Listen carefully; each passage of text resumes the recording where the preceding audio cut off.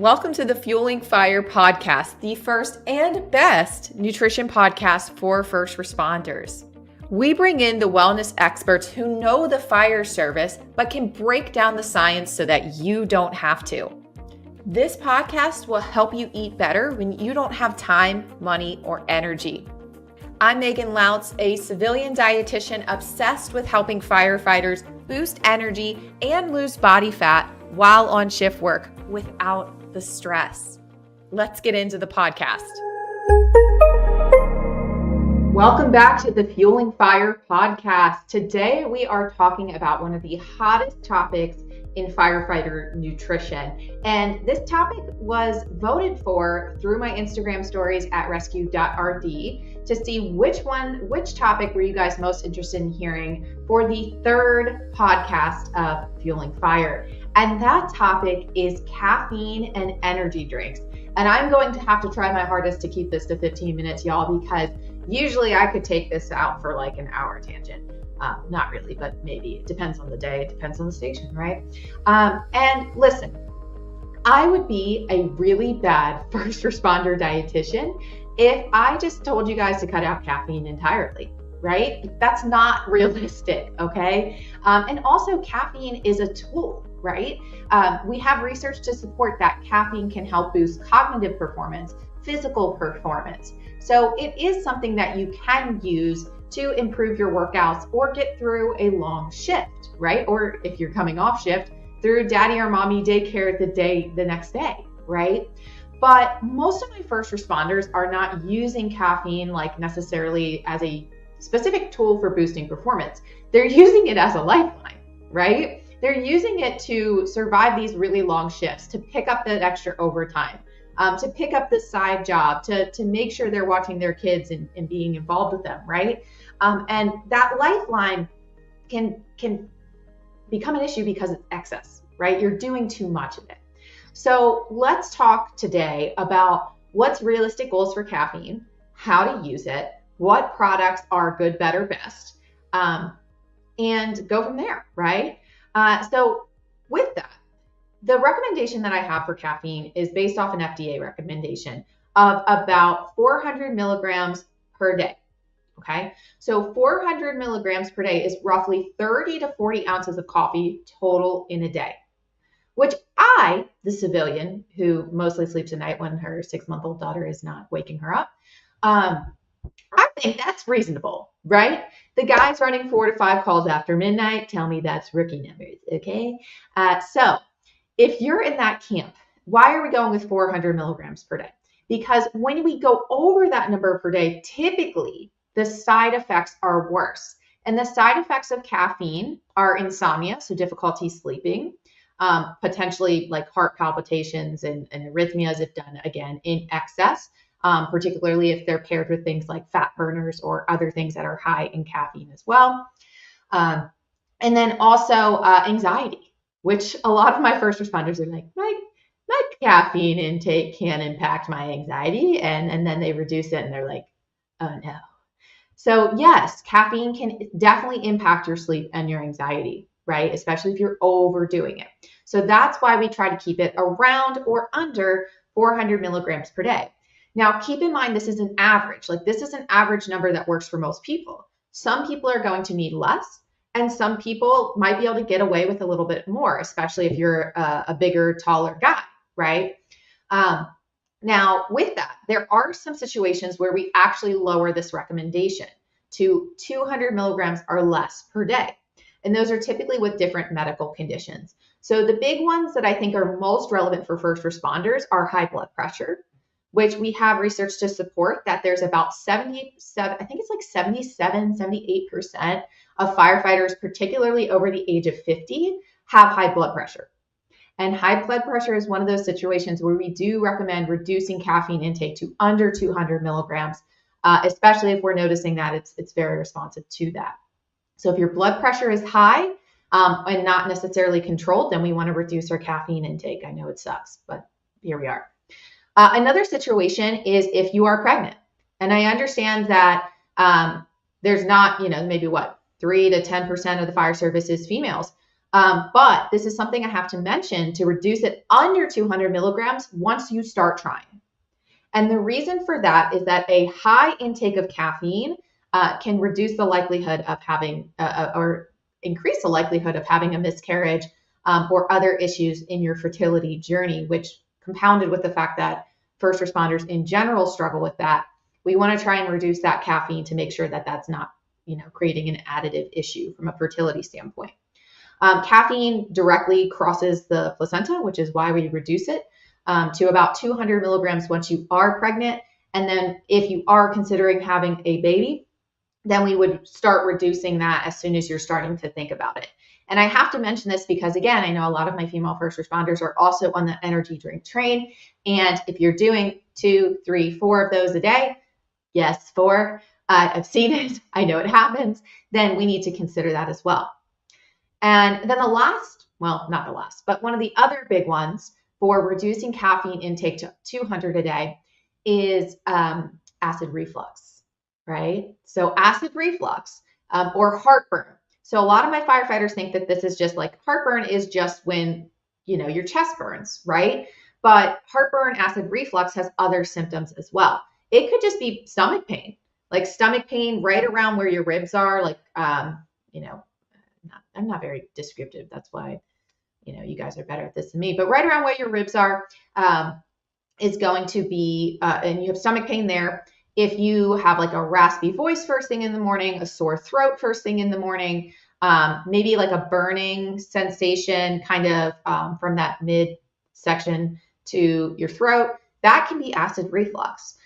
So acid reflux is not just burning, it can also be stomach pain, right?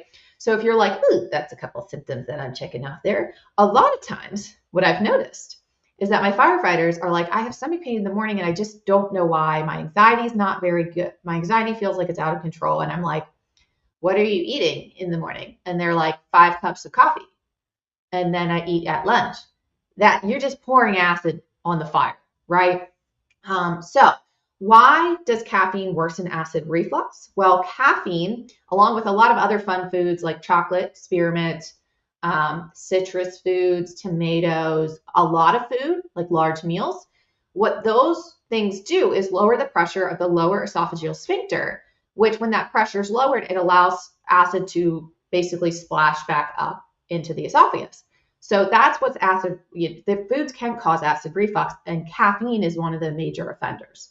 So if you've been having some weird stomach pain, particularly in your upper stomach around where your ribs are, then you may want to consider having that evaluated or at least changing your diet and potentially reducing your caffeine. So those are some situations where we significantly reduce caffeine, right? So what if I don't check any of those boxes? So if you are a normal, healthy firefighter, again, 400 milligrams per day, which is roughly 30 to 40 ounces of coffee total in a day. Now, if you're listening to this podcast in hopes that I will say, please enjoy your energy drinks, there are certainly healthy ones. You've come to the wrong podcast. But I'm also a realist, right? Like first responders, much like my husband, who's just a random IT guy, mostly don't listen to me when it comes to this recommendation, right? They're going to ignore me. So if you're going to ignore me on the you shouldn't have energy drinks kind of thing, then what's the better bad decision? Which is what our strength coach Jake always says. What's the better bad decision? And here's the thing. I also know as a civilian, like I don't have to respond to calls in the middle of the night. Like sometimes this is what gets you home after running 3-4 calls after midnight, right? So the energy drink might be a necessary evil. And if that's sounding like the case for you, how do we make better choices from an energy drink standpoint? And I'm going to go ahead and bring up a slide that's really popular in my workshops, in my presentations.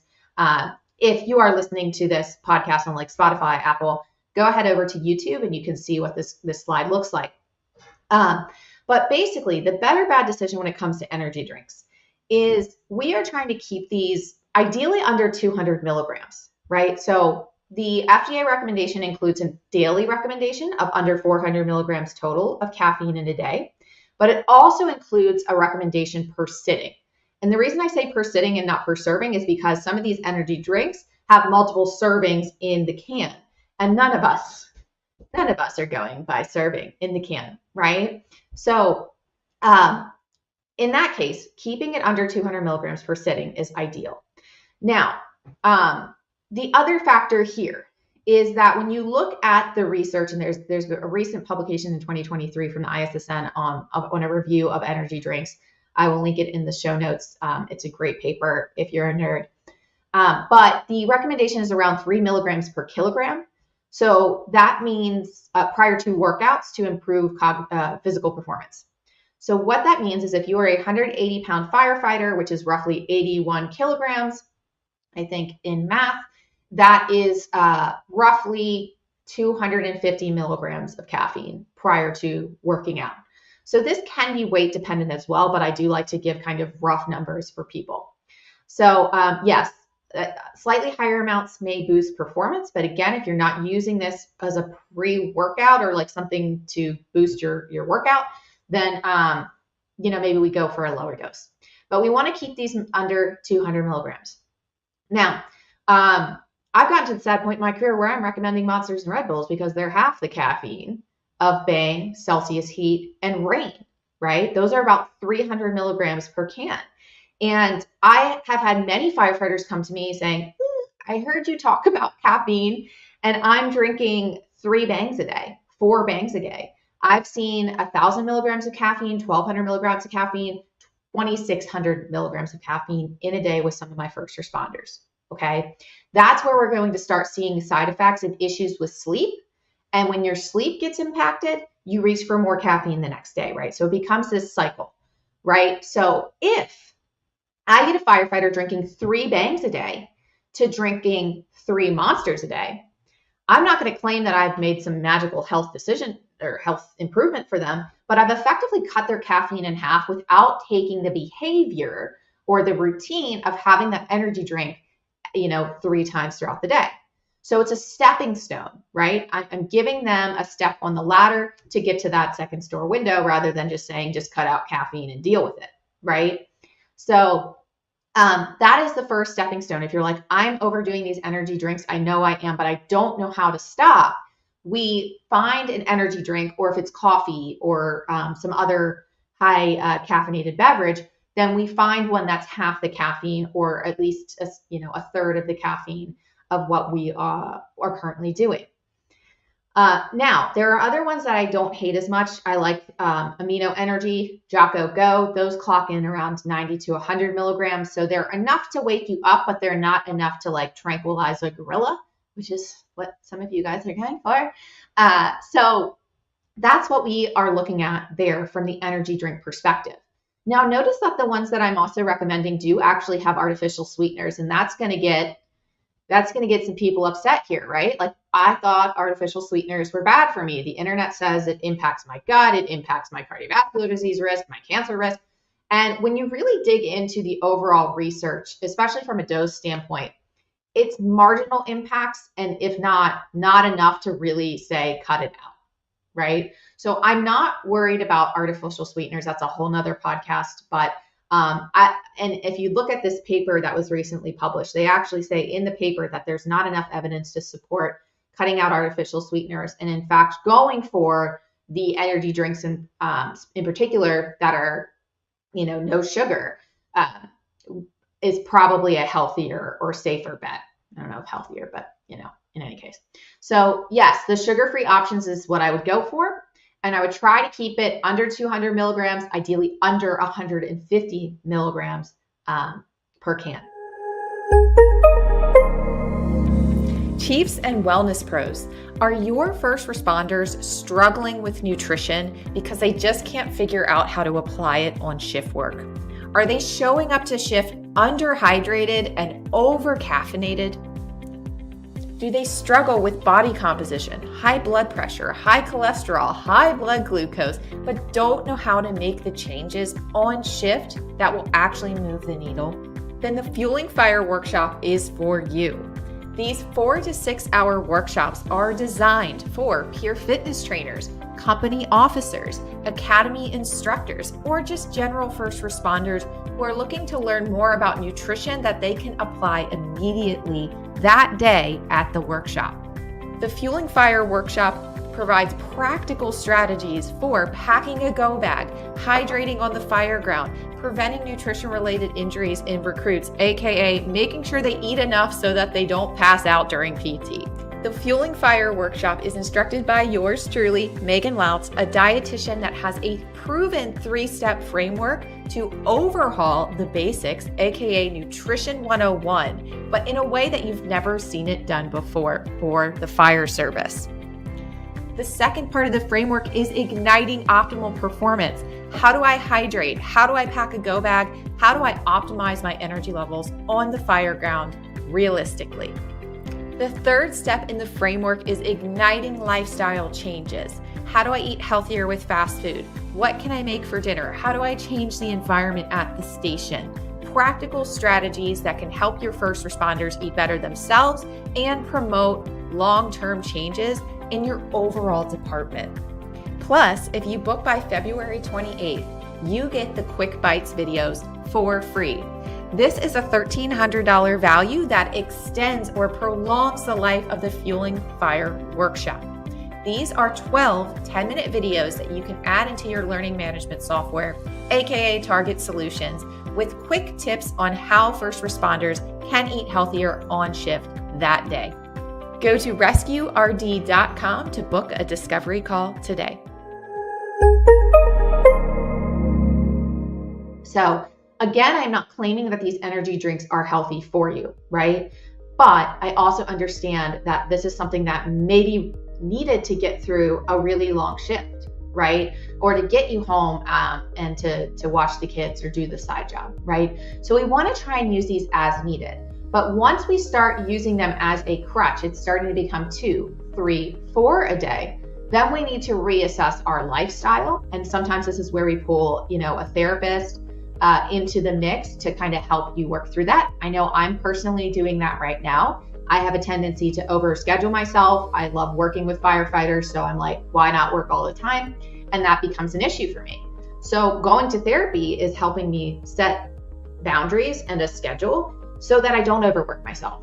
And that can work for first responders as well. While I'm not relying on caffeine as much, that might be a tool to help you reduce your caffeine, is working with a therapist to help with either boundaries or getting off the overtime train so that you're not relying on the caffeine. And you also see other benefits, right? So now, how about the impact of caffeine on sleep, right? So the impact of caffeine on sleep, a lot of my first responders will say, oh, Megan, I can have a cup of coffee at the kitchen table after dinner and I fall asleep, no problem. And it's not going to prevent you from falling asleep. Caffeine messes with your sleep cycles. So you spend less time in deep sleep, you spend less time in rapid eye movement sleep. So the quality of your sleep suffers and you wake up the next day feeling tired and fatigued and you don't know why, because maybe you did get the quantity you needed, right? And the reason why is because you did caffeine too close to bedtime. So you end up reaching for more caffeine the next day. So what we are looking for is to leave a 4 to 5 hour buffer from your last caffeinated beverage and bedtime. So for most people, if bedtime's 9 p.m., this is roughly 4 p.m. Now keep in mind, this is an average. Each of us have different processing rates for caffeine, right? That's a genetic factor. Some people clear out caffeine faster. So that means they can go closer to 4 or 5 o'clock as their last caffeinated beverage. And some people like me notice that they are slower processors. It stays in their system longer. And they need their last caffeinated beverage 1 or 2 o'clock so that it doesn't impact that 9 p.m. bedtime. So you kind of have to play with it and see what works for you. So with that, and here's the other things that we have to consider with caffeine too. So the energy drinks is a popular thing, the coffees, the teas. I'm going to lean towards coffee and tea as your main caffeine source from a health standpoint, because there's less additives and other concerns with that. But again, I also understand sometimes that's not available. The other thing we have to keep an eye out for is the drink drops. So when I talk about drink drops, I'm specifically talking about Mio Energy, though I know there are other brands out there. One time I had a recruit put 2 full bottles of Mio Energy into their 32-ounce water bottle. And unfortunately, they wouldn't let us see what would happen if the recruit drank it because liability. But, that is the equivalent of 2,200 milligrams of caffeine in a bottle, in a 32-ounce bottle, right? And everybody giggles at that story, right? But here's the thing. We do stupid stuff when we're tired, right? And those drink drops are sneaky because the drops, there's like per half teaspoon, there's 60 milligrams of caffeine in a half teaspoon of Mio Energy. How many of us are measuring out energy drink drop things in teaspoons? None of us. We're squirting it into the water bottle until the color looks about right, and then we're going about our day. And the problem with that, with the energy drink drops, is that's going to increase your caffeine with like significantly, potentially without really noticing it. So keep an eye on the drink drops, and the energy drinks. Now, pre-workout supplements, like I'm already almost at 20 minutes for the love of God. Pre-workout supplements are a whole nother podcast. If this is something that you're interested in, let me know on Instagram, let me know on Facebook, and we will do a deep dive into pre-workout supplements in particular.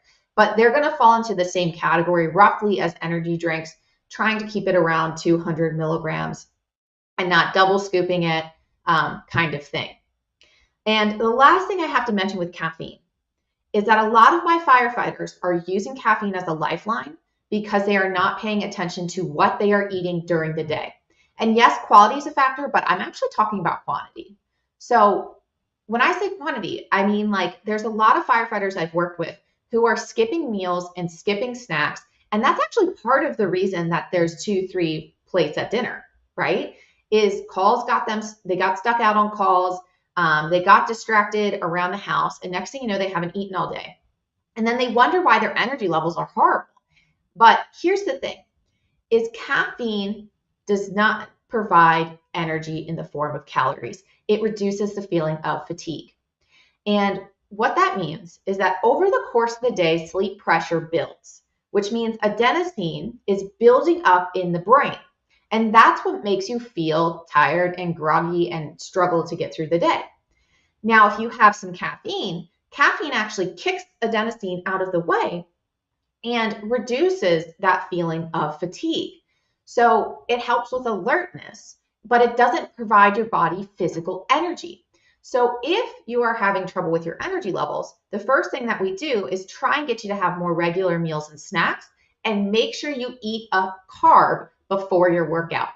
And this is where I've had some of my firefighters actually cut out caffeine pre-workout or cut back on it significantly by having an applesauce pouch or two before their workouts. And everybody thinks I'm crazy with the applesauce pouches, but every single firefighter I've seen at conferences on Instagram has come up to me after having an applesauce pouch and been like, Megan, I thought you were weird. I thought I was going to have a texture problem with this. No, they're like, there's something about the applesauce pouches. It's that little bit of carb that helps wake you up, and your workouts don't suck anymore. You actually start to enjoy your workout because you have the energy to actually push. Because especially when you get into your later 20s, 30s specifically, 40s specifically, and your energy levels are already struggling because you're picking up too many things, and you go into that workout, you're tired, you're sore, your muscles don't work as good, your joints feel off, and you have no physical energy, you have no calories to push. And then you're like, well, what's the point of this workout? And if you're at that point where your workouts haven't been feeling good, and you've noticed, oh yeah, I'm actually not really eating before then, try the applesauce pouches. If not an applesauce pouch, like even like a cup of dried Cheerios, just some sort of quick carb prior to that workout, a fig bar, a Cliff bar, carb-based bars, it can make a huge difference. And I'm not saying you're going to cut out caffeine entirely. Maybe you still do a little bit of caffeine, like a cup of coffee, or like I said, something under 200 milligrams, usually, maybe a little bit more if you're a bigger guy, and see how that makes a difference. So when someone's overdoing caffeine, number one, we switch to a half-calf product, half-calf coffee. I know it's sacrilege, but here we are. Half-calf coffee, the Bang to the Monster or the Jocko Go, the Optimum Nutrition, those kinds of things. We cut the caffeine in half and still keep the behavior if needed. And then we also focus on regular meals and snacks, okay? So that will help boost your energy levels. And then if that's still a challenge, then maybe we need to work with a therapist or someone else because there's a reliance here on these products. So if you have any questions, shoot me an email, Megan@RescueRD, or follow me on Instagram and Facebook at rescue.rd. And please leave a star review or a comment here onto the podcast so that we can continue delivering that first responder specific nutrition information to you all. I hope you enjoyed this episode and have a healthy and safe shift. Thank you so much for listening to this episode of Fueling Fire. If you enjoyed the episode, please share on social media and don't forget to tag at rescue.rd and leave us a rating on whatever platform you're listening to, Spotify, Apple, YouTube, so that we can continue sharing nutrition information that makes sense for the fire service. Thank you so much for listening and have a safe and healthy shift.